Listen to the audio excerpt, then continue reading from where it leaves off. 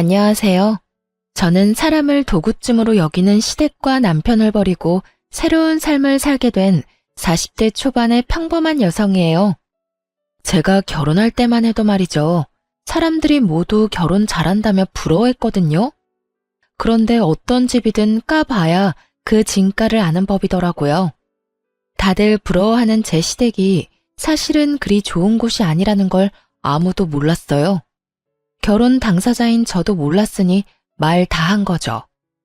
저는 대기업에서 근무하는 직원이었고 남편은 외국계 회사에 다니는 재원이었어요.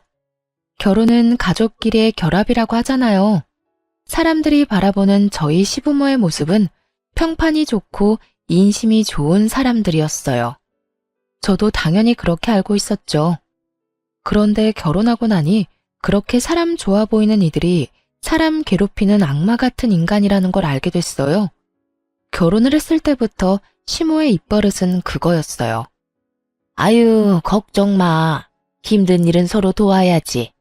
내가 가서 도와줄 테니 나만 믿어. 상황이 곤란하거나 절망적인 사람이 들으면 얼마나 안심이 되는 말인지 다들 아실 거예요. 그래서 저도 시모를 굉장히 좋은 사람으로 여겼어요. 따로 일을 하시는 건 아니었지만 사회생활을 많이 하는 사람이었어요. 제일 많이 하는 일이 봉사활동이었고 그 다음은 사교 모임, 그리고 가끔 운동을 하는 모임까지.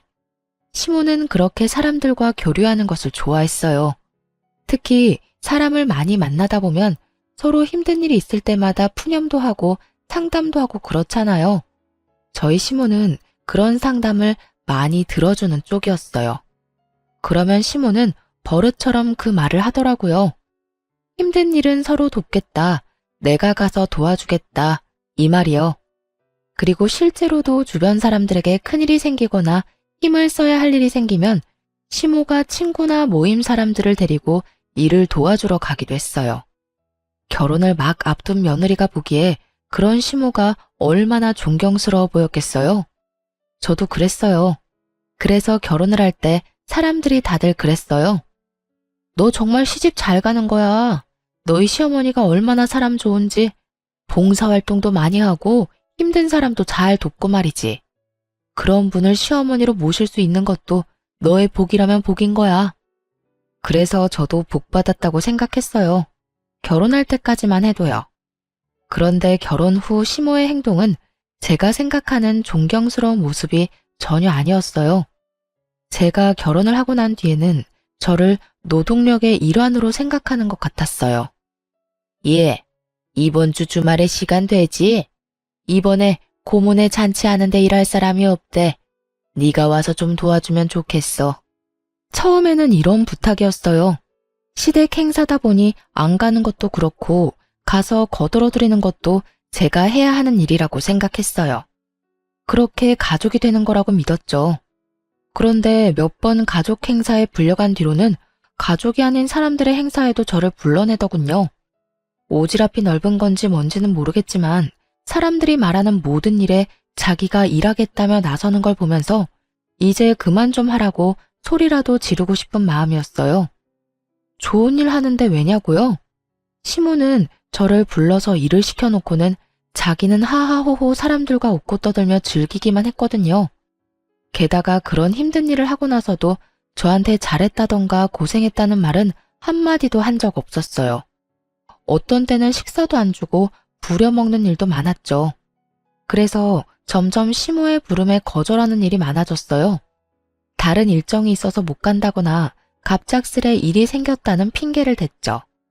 그런데 남편이 제 스케줄을 알고 있으니 거짓말까지 하며 빼는 게 눈치가 보이더라고요.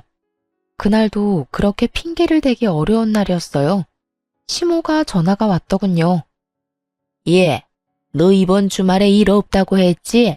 시간 좀 빼놔라. 아는 사람 집에 도배를 해야 하는데 도배할 사람이 없다잖니. 너랑 내가 가서 도와주고 오자고.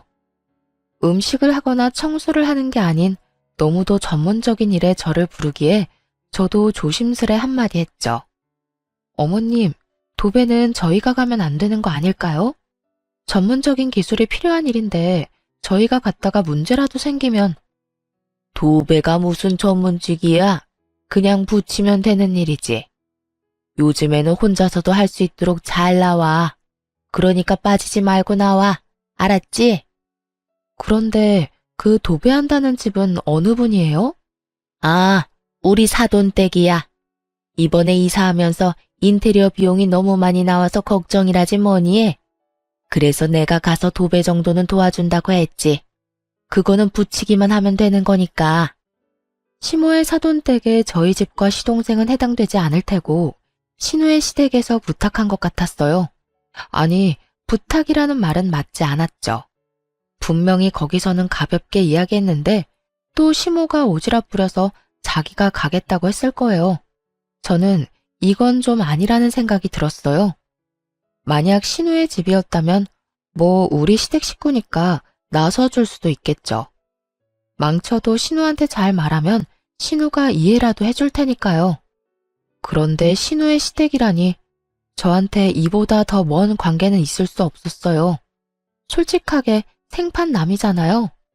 거절의 말을 꺼내고 싶었는데 시모가 전화를 탁 끊어버리더군요. 그래서 저는 소파에 늘어져 있는 남편에게 말했어요. 여보, 어머님이 이제는 아가씨 시댁에 도배 장판하는 것까지 도와주러 오래. 이게 맞아? 아니, 사돈이면 뭐든 조심해야 할 건데 그런 전문적인 일에 우리 같은 문외한을 쓰면 분명 문제가 생길 거라고.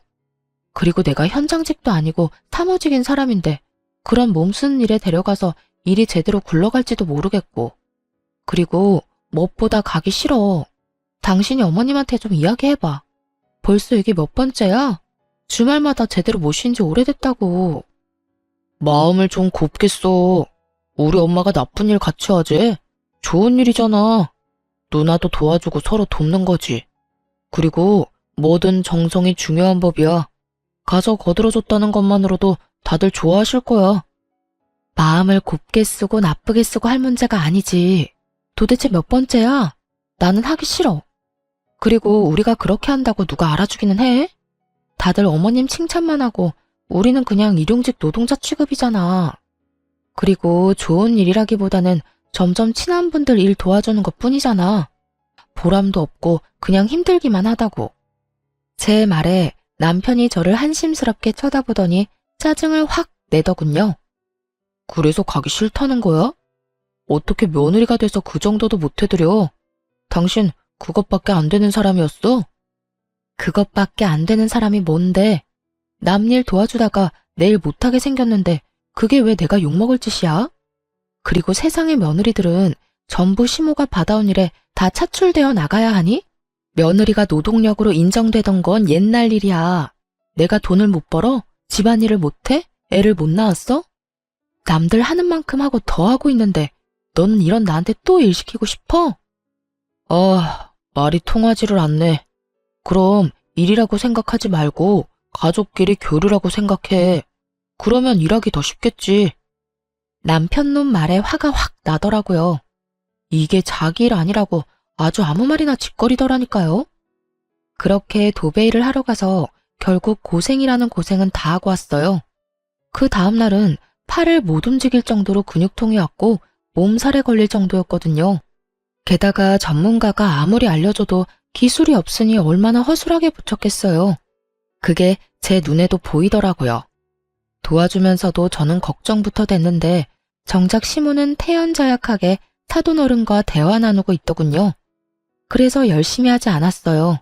그냥 제가 많이 힘들지 않을 정도로만 했어요. 왜 힘내야 하는지도 모르겠고 잘한다고 떡 하나 더 줄 거 아니라는 걸 아니까요. 그렇게 도배일을 하고 나서 저도 남편에게 제가 느낀 그대로 돌려주기로 했어요. 그리고 때를 기다렸죠. 여보, 이번 주 토요일에 엄마가 밥 먹으러 오라는데? 이번 주 토요일? 응. 당신 요새 얼굴 못 본 지 좀 됐잖아. 엄마가 오면 맛있는 밥 사준대. 밥이나 함께 얻어먹고 오자. 남편은 오랜만에 외식에 기분이 좋았는지 흔쾌히 저희 친정으로 가기로 했어요. 그리고 저는 속으로 코웃음을 쳤죠. 토요일이 돼서 남편을 데리고 친정에 갔는데 집이 한바탕 뒤집어져 있었어요. 저희 집은 아버지가 목공 기술자셔서 혼자서 집을 자주 고치기도 하시거든요. 그날도 딱 그랬어요. 뻥 뚫린 전원주택에 울타리를 설치하는 일을 하고 계셨어요. 다른 직원들은 쉬는 날이니 부를 수도 없고 아버지 혼자 힘들게 일을 하고 계셨거든요. 그 모습을 보며 제가 남편 옆구리를 쿡 찔렀어요. 뭐해? 가서 좀 도와드려. 어른이 혼자서 무거운 거 드는데 안 도와줄 거야? 제가 그렇게 말하자 남편이 인상을 팍 쓰더니 느릿느릿 친정아버지에게 갔어요. 저는 그런 남편 뒤통수에 대고 큰 소리로 외쳤죠. 아빠, 박서방이 도와준대. 일 빨리 마치고 맛있는 거 먹자. 제 목소리에 남편이 뒤를 돌아보며 이게 무슨 짓이냐는 표정으로 쳐다보더라고요. 저는 씩 웃어줬어요. 그리고 친정아버지한테 한마디 덧붙였죠. 박서방 힘세. 일 팍팍 시켜. 그렇게 남편의 고난은 시작됐어요. 울타리는 목재를 세우기로 했고 틀은 철이었죠. 그 무겁고 단단한 걸 옮기는 일은 남편이 도맡았고요. 도배 일과는 다르게 전문적인 건 아버지가, 힘쓰는 건 남편이 하니 결과에 대한 걱정도 없었어요. 다만 힘쓰는 사람이 많이 힘들었을 뿐이죠. 그렇게 오전부터 일을 시작해서 중간에 국수 한 입 하고 저녁까지 일만 했어요. 그리고 저녁 식사로 돼지갈비를 얻어먹고 왔어요. 내려오는 길에 남편이 그러더군요. 당신 이거 일부러 그랬지? 식사하자고 불러서 일 시키려고. 무슨 생각으로 이런 짓을 한 거야? 무슨 생각? 좋은 일 할 때 같이 하자며. 어머님은 시댁일 아니라도 열심히 참견해서 좋은 일 하잖아. 나 데리고. 그러면 당신도 우리 집에 좋은 일 좀 해주면 안 돼? 당신은 이번이 처음이면서? 제 말에 남편이 당황한 듯 말했어요. 아니, 그거랑 이거랑 같아? 그건 좋은 일 하자고 부르는 거고 엄마가 너한테 악감정이 있어서 그러는 것도 아니잖아. 나라고 당신한테 악감정이 있어서 그러는 거 아닌데? 그냥 당신도 느껴보라고. 당신이 지금 느끼는 그 기분이 내 감정인 거. 어머님한테 불려갈 때마다 그런 감정 느끼는데 당신도 이제는 이해가 되지? 그러니까 앞으로도 계속 우리 집에 불려올 거 아니면 당장 어머님한테 나 불러내서 노동력으로 쓰는 거 하지 말라고 말해. 너도 나한테 강요하지 말고. 제 말에 남편이 어이없다는 듯 저를 쳐다보더군요. 뭐라고 말하고 싶은데 할 수 있는 말이 있을 리가요. 화를 안 냈으면 또 모르겠는데 이미 화도 다 냈고 상황은 자기보다 제 쪽이 더 나빴고 그러면 답이 나온 거죠. 입도 뻥긋 못하는 남편 얼굴을 보며 웃으며 말해줬어요. 아니다 싶으면 어머님한테 아무 말 하지 말고 나 거기 일하러 보내도 돼. 대신 알지? 우리 친정집이 주택이야. 할 일이 주말마다 쌓이는 곳이지. 얼마 전에 들어보니까 지붕 뚫고 거실에 통나무 난로 하나 드리려고 하던데 그거 할 때 당신 부르면 잘할 것 같네. 안 그래? 제 말에 남편놈이 잠시 상상하는 듯 하더니 금방 꼬리를 내리더군요. 알았어. 내가 엄마한테 잘 말해볼게. 대신 너도 앞으로 이런 일 자제해. 쉬는 날 쉬지도 못하고 이게 무슨 봉변이야? 내 말이 쉬는 날 쉬지도 못하고 어머님한테 도대체 몇 달을 불려갔어? 당신이 생각해도 너무한 거 맞지? 제 말에 남편이 또 한숨을 쉬며 입을 꾹 다물었어요. 입을 열면 열수록 손해라는 걸 알고 나니 더 이상 아무 말 없더라고요. 그러게 이런 조치를 취하기 전에 알아서 잘했어야죠. 그런데 남편이 난감한 얼굴로 중얼거리더라고요. 근데 엄마한테 어떻게 이야기하지? 말 꺼내자마자 난리 날 건데. 그래서 안 할 거냐는 식으로 째려보니 남편이 급히 변명하듯 말하더군요. 아니, 나한테만 그러는 게 아니라 당신한테도 뭐라고 할까봐 그러지. 그런 고민은 며칠 뒤에 쏙 사라져버렸어요.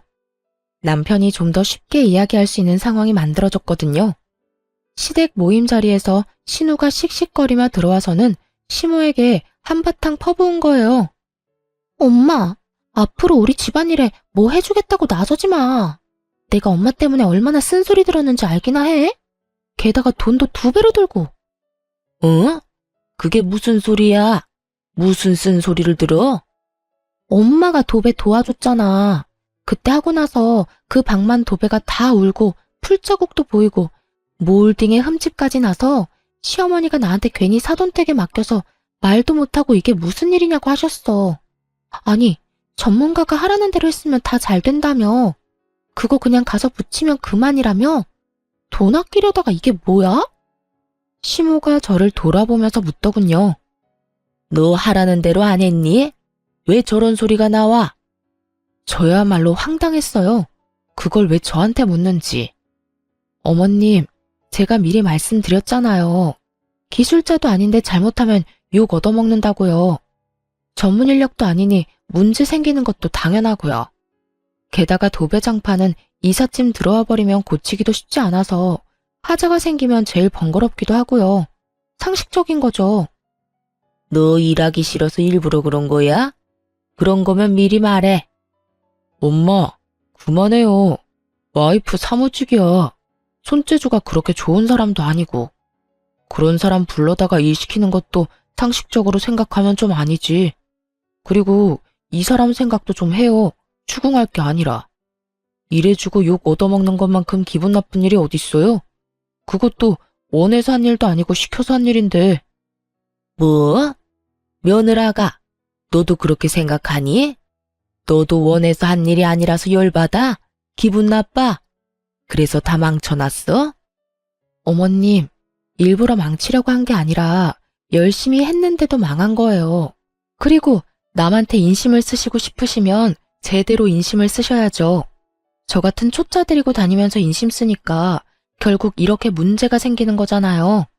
그러니까 앞으로는 저 말고 전문가를 데리고 다니세요. 그러면 이런 일도 없을 거예요. 제 말에 시모 얼굴이 부글부글 하더군요. 하지만 틀린 말은 아니었으니 뭐라 말도 못했어요. 게다가 신우가 거기에 확인 사살까지 했거든요. 엄마, 제발 오지랖 좀 부리지 마. 내가 욕먹는 건 어떻게든 참아도 돈 2배로 드는 건 못 참거든? 엄마가 이번에 도배며 장판 다 망하게 만드는 바람에 결국 새 업자 불러서 새로 해야 했어.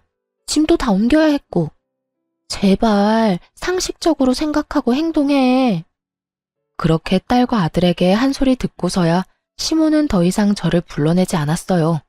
속 편했죠. 결혼하고 몇 달 만에 편히 쉬는 주말이 이어졌으니까요. 그런데 시모의 문제를 해결했더니 이번에는 시부가 말썽을 피웠어요. 시모는 저를 노동력으로 봤지만 시부는 저를 통장으로 봤거든요. 시부도 시모와 비슷한 사람이었어요. 선심을 쓰고 싶은 사람, 그리고 그걸로 생색을 내며 다른 사람의 존경을 받는 걸 좋아하는 사람. 딱 그런 유형의 사람이었죠. 그런데 시부도 시모랑 똑같은 생각을 가지고 있더라고요. 남의 돈으로 인심 쓰고 자기는 존경받고 싶은 거요. 재주는 곰이 넘고 돈은 주인이 받는다는 말을 그대로 보여주는 사람들이었어요. 시부는 주위 사람들에게 명망 있는 사람처럼 떠받들어지고는 했는데 그게 모두 시부의 선심 때문이었어요. 주변에서 금전적인 도움을 요청하면 거절하는 법이 없었어요. 무턱대고 도와주겠다고 말부터 꺼내놓고 나중에 남편에게 돈을 빌려달라고 말하곤 했거든요.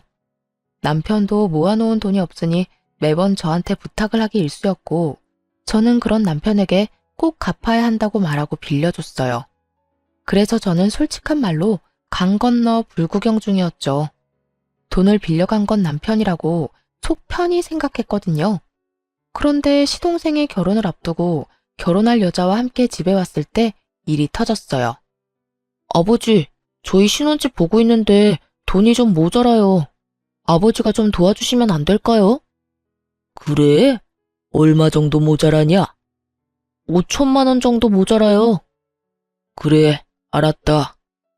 또 시부의 고질병이 도졌다 싶었어요. 당장 5천만 원이 어디서 나서 도와준다고 저렇게 호언장담하나 싶었죠. 남편에게 이야기해봐야 돈 나올 구석이 없다는 걸 저는 알고 있었거든요. 그래서 당연히 남편한테 빌릴 거라고는 생각도 안 하고 있었죠. 그런데 시부가 갑자기 남편에게 묻더군요. 너 돈이 있지? 동생 결혼한다는데 형이 그 정도쯤 해줄 수 있을 거라 생각한다. 돈 좀 마련해봐. 어이가 없었어요. 여태껏 시부가 빌려간 돈만 해도 3천만 원이 넘었어요. 그렇게 저희 돈 가져가서 다른 사람에게 선심 쓰면 갚는 사람은 그 절반도 안 됐죠. 게다가 시부는 빌려준 돈을 돌려받으면 그대로 자기 주머니에 넣어버리기도 했고요. 그런데 또 5천만 원이나 되는 큰 돈을 마련하라고 하니 제가 더 속이 답답해서 한마디 했어요. 아버님, 요새 누가 원하는 대로 집 사서 들어가요. 버는 만큼 형편만큼 해서 가는 거죠. 저희 결혼할 때는 월세부터 시작한 거 잊으셨어요? 결혼할 때 이야기 꺼내면 화가 나기는 했지만 말을 안 할 수가 없었어요. 우리는 결혼할 때 지원받은 거 하나도 없는데 갑자기 시동생만 지원해주겠다는 것도 열받았고 그 지원조차도 우리 돈에서 빼내가겠다는 것도 열받았죠. 아니 그럼 애가 곤란하다는데 너희는 형님이 돼서는 아무것도 못 해주겠다는 거냐? 저희가 도와달라고 했을 때 아버님이 그러셨죠? 돈 맡겨놨냐고요. 저희 입장도 그래요. 저희한테 돈 맡겨주신 것도 없으면서 왜 자꾸 돈 내놓으라고 난리세요? 내가 언제 돈 내놓으라고 했어? 동생 도와주라고 했지. 그 말이 그 말이잖아요. 도움을 주고 싶어도 돈이 있어야 도와주죠. 이 사람한테 돈이 있는 줄 아세요?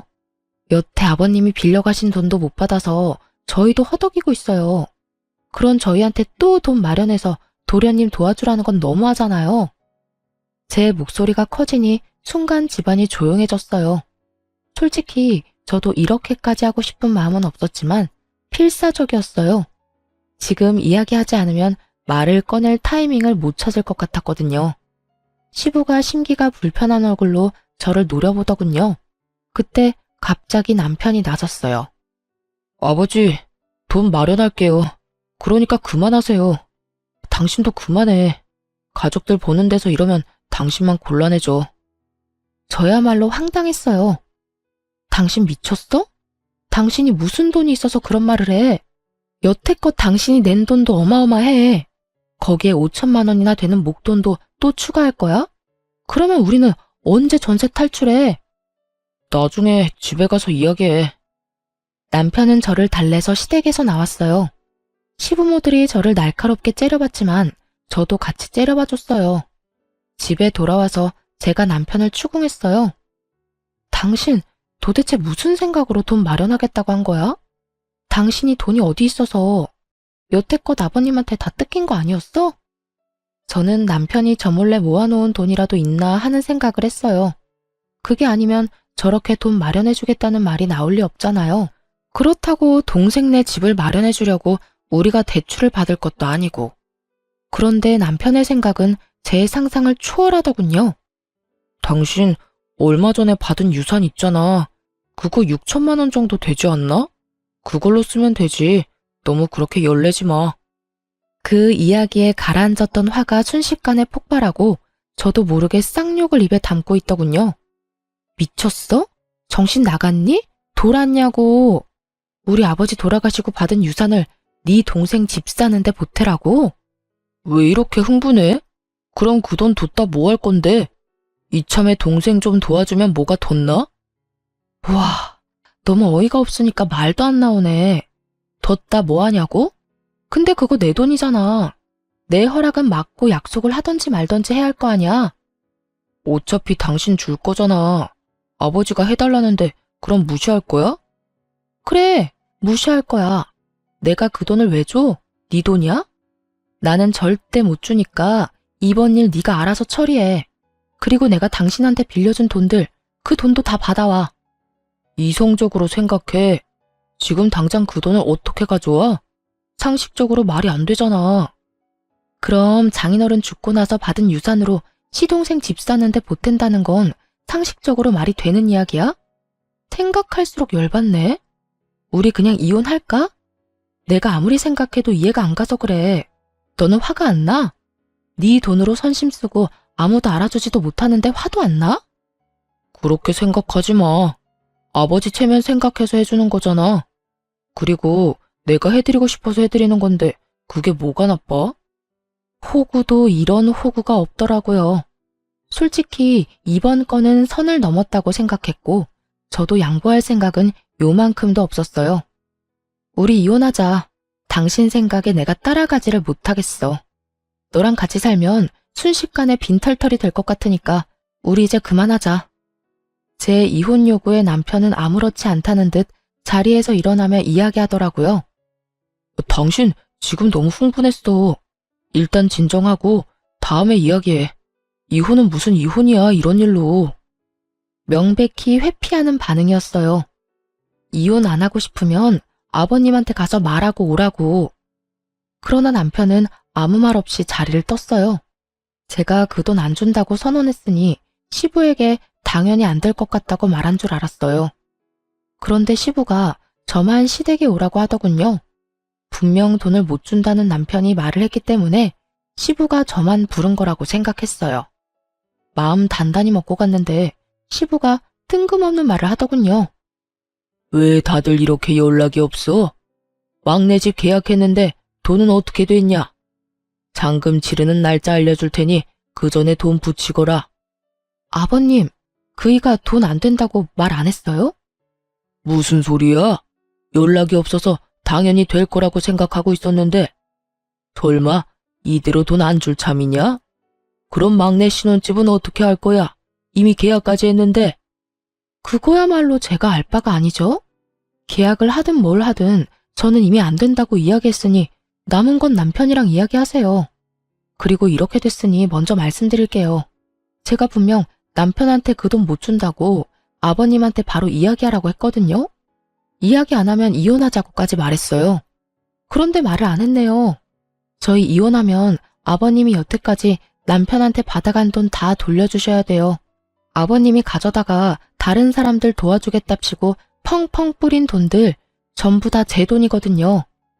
악에 바친 것처럼 말하는 제 말에 시부가 제대로 된 답도 못하고 어리둥절해 하더군요. 그 돈이 왜 네 돈이야? 아버님이 가져가는 돈이 하늘에서 떨어지는 줄 알았어요. 남편이 자기 돈 모자라다고 저한테 빌려갔어요. 차용증까지 확실하게 작성해놓고. 이게 다 무슨 말이야? 그 돈이 우리 아들 돈이 아니라 네 돈이었다고? 네, 차용증까지 쓰고 빌려간 돈이요. 시부가 믿지 못하겠는지 남편에게 전화해서 얼른 시댁으로 오라고 했어요. 남편이 헐레벌떡 뛰어들어오고 시부와 함께 있는 제 얼굴을 보고 살짝 놀라더군요. 그런데 남편이 혼자 온 게 아니라 시동생과 함께 들어왔어요. 형, 진짜 그러는 거 아니야. 해주겠다 해놓고 입 싹 닦는 게 어딨어? 그리고 형수님도 너무한 건 마찬가지예요. 형이 돈 해주겠다고 했는데 왜 안 된다고 퇴짜를 놔요? 형이 벌어서 형이 쓴다는데 형수가 왜 난리냐고요? 돈 있다면서요. 그런데 왜 못 준다는 거예요? 왜? 지금 저한테 어떤 말을 하고 있는지 생각은 하고 입방정 떨고 있어요? 뭐라고요? 돈이 그렇게 필요하면 도련님 부모님 돌아가신 뒤에 그 유산으로 집 사세요. 이렇게 말하면 도련님은 기분이 좋아요? 도련님이 말하는 그 있다는 돈, 제 아버지 돌아가시고 받은 유산이거든요? 친정아버지가 죽고 나서 받은 유산을 제가 왜 도련님한테 써야 하죠? 제 말에 집안에 있는 모두가 꿀먹은 벙어리처럼 아무 말도 못하고 서로 눈치만 보더군요. 그 돈 뒀다 뭐에 쓰냐는 남편보다는 그나마 정상적인 반응이었죠. 여보, 진정해. 왜 여기까지 와서 이래? 나랑 이야기하자니까. 일단 진정하고. 뭘 진정해? 나 당신이랑 이혼하겠다고. 여기 내가 오고 싶어서 온 줄 알아? 아버님이 왜 돈 안 주냐고 잔금 치르는 날까지 돈 붙이라는 말하려고 날 여기에 부른 거라고. 이 호구 상호구야. 나 너랑 결혼 생활 유지할 생각 없으니까 내 몸에 손대지 마. 그래도 이혼이라는 말 쉽게 내뱉지 마. 난 당신이랑 이혼할 생각 없다니까. 그럼 나한테 사과하고 아버님한테 그 돈 못 준다고 이야기하라고 했잖아. 내 말 다 무시하면서 나하고 이혼을 안 하겠다는 심보는 무슨 심보야? 남편이 왜 이혼을 안 하려는 건지 대충 짐작은 갔어요. 이혼을 하려면 저한테 빌린 돈도 다 갚아야 했고 제가 벌 돈이 아까웠던 건지도 모르죠. 어떻게든 떼어내고 싶었던 저는 남편에게 거짓말을 하기로 했어요. 그래, 그럼 이혼하지 말고 같이 살자. 잘 됐네. 안 그래도 나 그 유산 다 쓰고 없거든. 당신이 그 말 했을 때 너무 화나서 명품 가방 비싼 거 해외 직구로 구매해놨어. 오는데 3주 걸린다더라. 그리고 당신한테 속이고 있었는데 나 퇴사까지 했어. 내일부터 일 안 가. 돈 버는 거 없으니까 당신이 이제 나 먹여 살리면 되겠네. 제가 배째라식으로 나오니 이번에는 남편이 눈에 띄게 당황하더군요. 설마 진짜로 퇴사했어? 당신 거기서 받는 연봉이 얼만데 거기를 그만둬. 그리고 명품 가방? 당신 생각이 있는 거야? 그 돈을 다 쓰면 어떡해. 내가 그 돈 안 쓰면 너희 집에 다 뺏기게 생겼는데 안 쓰고 배겨? 나를 여기까지 몰아붙인 게 너야. 내 탓하기 전에 네 행실부터 돌아봐. 내가 이런 미친 짓이라도 안 했으면 어떻게든 우리 아버지 유산 너희 집에 갖다 바치지 못해서 안달이 났겠지. 안 그래? 제 말에 남편이 이마를 짚으며 탄식을 하더군요. 거짓말이지? 퇴사했다는 거 거짓말이지. 내일부터 두 눈으로 확인하면 되겠네. 태연스럽게 말하는 저를 의심의 눈초리로 바라보던 남편이 일단 집에 돌아가자며 저를 데리고 나왔어요. 뒤에서 시부와 시동생이 돈 어떡할 거냐고 소리치자 남편이 꽥 소리를 지르더군요. 지금 상황 심각한 거 안 보여요? 그리고 너 돈 필요하면 대출을 받든지 처갓집 가서 부탁을 하든지 네가 알아서 해. 형한테 기댈 생각하지 말고. 제가 땡전 한 푼 없이 퇴사까지 해서 돈도 못 벌 상태라고 생각했는지 남편 놈은 여태껏 어떻게든 돈 마련해 주려던 자기 동생에게 매우 냉정하게 거절하더군요. 그 모습을 보니 이혼에 대한 마음이 확실하게 섰어요. 이 남자도 자기 부모님이랑 똑같은 인간이구나 싶었거든요. 자기 돈으로는 아무것도 해줄 생각 없고 그저 마누라 버는 돈으로 생색내면서 인심 쓰고 싶은 인간이란 걸 고스란히 보여줬잖아요. 어떻게 하는 짓이 모두 똑같은 건지. 그렇게 집으로 돌아온 저는 남편 몰래 직장에 연락해서 이번 달 말에 사용하기로 했던 리프레시 연차 2주를 내일부터 당장 쓰게 해달라고 부탁했어요. 그렇게 그 다음 날부터 진짜로 회사 출근을 하지 않았어요. 하루 이틀 정도는 연차라도 쓴 거 아닌가 의심하던 남편이 의심을 거둔 날은 연차 쓴 지 3일째 되는 날이었죠. 제가 그날 이력서를 컴퓨터로 작성하고 있었거든요. 그 전날에는 증명사진을 찍고 왔고요. 부지런히 각종 자격증 사본을 준비하고 자기소개서를 작성하는 저를 보더니 남편이 정말 제가 그만뒀다고 확신을 한 모양이었어요. 그날 저녁에 저한테 와서 그러더군요. 당신 진짜 일 그만뒀어? 그러면 퇴직금은? 퇴직금도 다 썼어? 퇴직금 아직 나오려면 멀었지만 그거 나오면 차부터 살 거야. 여태껏 차 없이 다녔잖아. 당신이랑 이혼하고 나면 차라도 있어야 내 맘대로 가고 싶은 곳 갈 수 있을 것 같아서 돈 나오면 바로 살 거야. 제 말에 남편이 머리를 벅벅 긁더군요. 이혼하자고 했지? 그래, 이혼하자. 그게 좋겠어. 당신처럼 책임감 없는 사람하고 사느니 그냥 이혼하는 게 나을 것 같아. 이혼은 협의 이혼할 거지? 협의 이혼 조건만 가능하면 그것도 괜찮지. 어차피 우리 둘 다 돈 없는 거 마찬가지고 전세금은 반반 내서 들어왔으니까 각자 낸 만큼 나눠 가지면 되겠네. 그리고 당신이 나한테 빌려간 돈 3천만 원. 그만큼 당신 몫에서 뺏어줄 거야. 계산 깔끔하지? 제 말에 남편놈이 한숨을 계속 내쉬더라고요. 그거 살면서 시아버지한테 용돈 줬다고 생각하면 안 돼. 굳이 그걸 갚을 필요가 있냐고. 그렇지 않아도 돈 없어 죽겠구만. 솔직히 내가 쓴 돈도 아니잖아. 나는 그저 중간에서 빌려만 줬을 뿐이고. 나도 돈 없는 건 마찬가지야. 그러면 소송하던가. 난 뭘 해도 상관없으니까 당신이 정해. 이혼 소송하면 나는 당신이랑 시댁이 나한테 어떤 짓 저질렀는지 싹 다 이야기할 거야. 증거도 수북히 쌓여있거든. 원하는 대로 해. 지저분하게 굴다가 다 놓칠 건지 줄 거 주고 깔끔하게 헤어질 건지. 웃기지도 않았어요. 마지막까지 저한테 빌린 돈 안 주려고 잔머리 굴리는 놈을 보니 기분이 확 나빠지더군요. 제 말을 듣고 나서 그럴듯하다 싶었는지 합의 이혼을 해주겠다고 하더군요. 그렇게 남편과 저는 이혼을 하게 됐어요. 그런데 정말 열받는 건 남편과 이혼하는 도중에 알게 된 남편의 비상금 통장이었어요. 3천만 원이나 되는 돈을 모아놨으면서 저한테 돈 없다고 빌려달라고 하던 남편놈을 생각하니 속이 부글부글 끓더라고요. 그래서 저도 참지 않았어요. 이미 이혼하고 남이 된 시동생에게 전화를 했죠. 무슨 일로 전화하셨어요?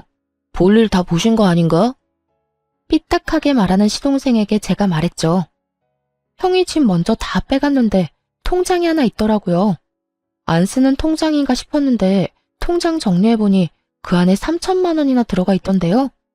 작년에 이미 그 돈 모아놨던데 그쪽 형한테 전해주라고요. 전 그 인간 꼴도 보기 싫거든요. 이만큼 뒷돈 차놓고 동생한테 주기 싫어서 장인어른 유산 탐내는 인간이라니 정이 다 떨어지네요. 제 말을 듣고 있던 시동생이 부들부들 떨며 되묻는 걸 보며 저는 속으로 박수를 쳤죠.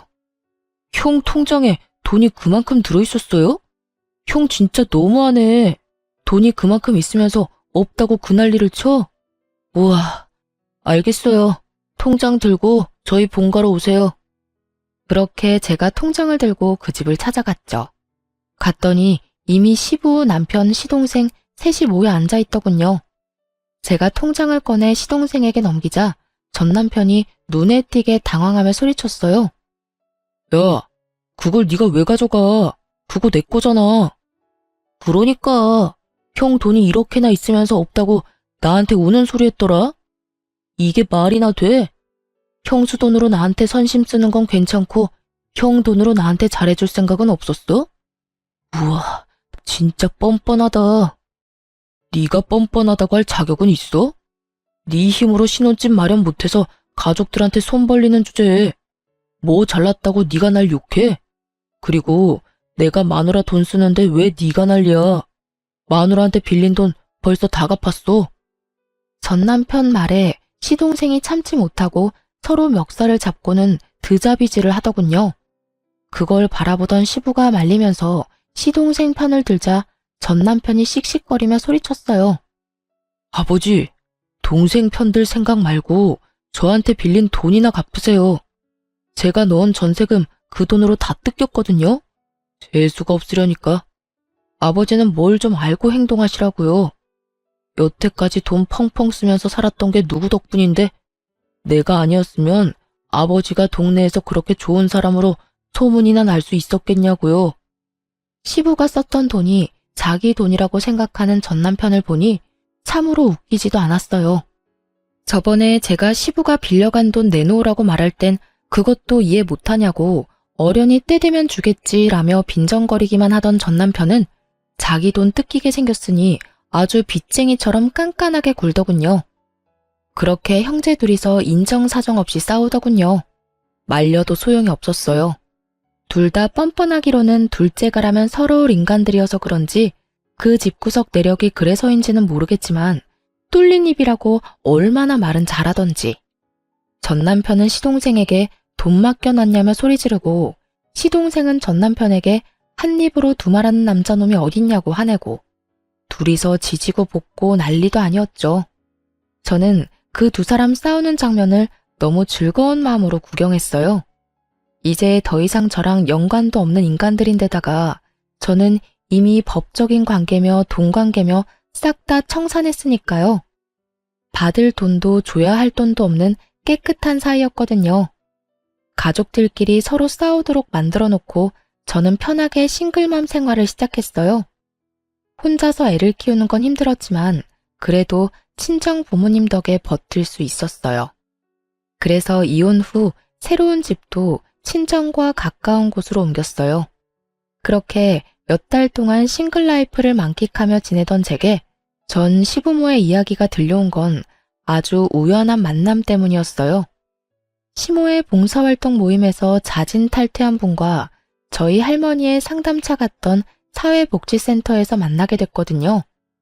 친정 근처에 있는 복지센터에서 일하는 줄 몰랐는데 그렇게 만나니 반갑더군요. 그 사회복지사가 저한테 말해주더라고요. 두 사람의 씁쓸한 현재의 모습을 말이죠. 이혼했다고 들었어요.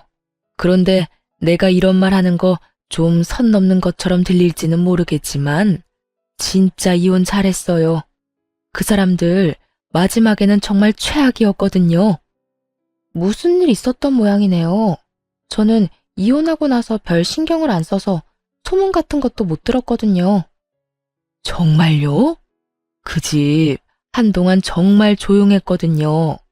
알다시피 거기 할머니 할아버지가 쓸데없이 오지랖이 대단했잖아요. 그래서 도와줬던 사람들이 꽤 많았어요. 아들 이혼하기 전까지는 그렇게 활발하게 활동하더니 아들 이혼하고 나서는 사람들하고 연락을 뚝 끊더라고요. 집에 안 좋은 일이 있으니 다들 그러려니 했지만 모르는 사람들은 또 모르잖아요. 그러니 예전에 도움받았던 사람들이 왜 자기 연락은 안 받냐면 난리가 난 거예요, 글쎄. 저와 남편이 이혼하고 나서 얼마간은 조용했다고 해요. 그런데 그 두 사람이 다른 사람들의 존경과 관심을 한 몸에 받다가 조용히 살려니 얼마나 좀이 쑤셨겠어요. 그렇지만 그때와는 다르게 지금은 돈 대줄 사람도 없잖아요.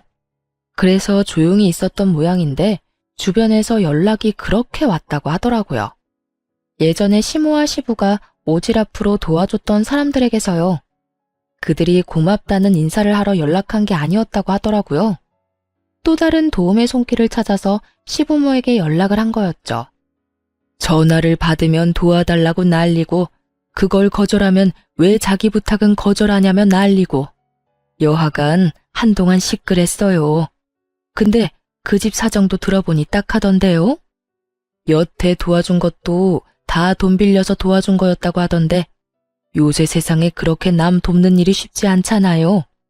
그래서 우리가 도울 일 없나 하고 알아봤는데 그때 알게 된 거죠. 이분들이 봉사에는 관심이 요만큼도 없고 여태껏 남을 도울 수 있었던 것도 며느리한테서 빌린 돈 때문이었다는데 우리가 그 이야기 듣고 어찌나 놀랐는지. 그리고 사돈 유산까지 달라고 떼를 썼다던데 어떻게 인간의 탈을 쓰고 그런 짓을 할 수 있을까요? 이야기 듣는데 참 웃겼어요. 여태껏 며느리 돈과 노동력으로 인심 펑펑 쓰며 다른 사람 관심을 얻던 분들인데 이제는 제가 없으니 돈 나올 구석도 없었겠죠. 그래서 그 사람들의 요구를 다 거절했던 것 같더라고요. 남을 도우려면 자기한테 여력이 있어야 하고 여력이 없으니 못하는 것일 뿐인데 그 사람들이 자기들을 무시한다는 오해를 한 모양이더라고요. 그때야 어디서든 돈을 마련할 수 있었겠지만 지금은 전 남편과 시부 사이도 틀어져서 돈은 구경도 못한다는 말을 들었었거든요. 그러니 평소라면 도와줬을 사람들을 못 도와주게 됐고 그걸 또 동정 여론을 만들어 보려고 했는데 결국 까서 보니 다 자기들이 뿌린 씨앗이었다는 걸 다른 사람들이 알게 된 거죠. 어쨌든 우리가 그 사실을 알고 얼마나 놀랐는지 당장 그 사람들하고 거리 두고 빠져나왔죠. 그랬더니 그 집 어른들한테 도움을 받았던 사람들이 모조리 그 집에 찾아와서 그때 해줬던 게 모자라니 더 해달라고 적반하장으로 요구하고 나서더라고요. 사람이라는 게 참 간사해요. 호의를 베풀면 그게 권리인 줄 아는 사람도 있거든요. 결국 그 때문에 크게 놀라서는 집 문을 걸어 잠그고 지금까지 왕래를 안 한다고 들었어요. 그 이야기를 듣는데 코웃음이 다 나더라고요. 자기 것이 아닌 것을 나누면서 그 모든 관심과 영광을 차지하려고 한 걸 보면 욕심이 끝도 없는 사람들이기도 하죠. 뭐 그러다가 지금처럼 험한 꼴 당하고 있는 거긴 하지만요.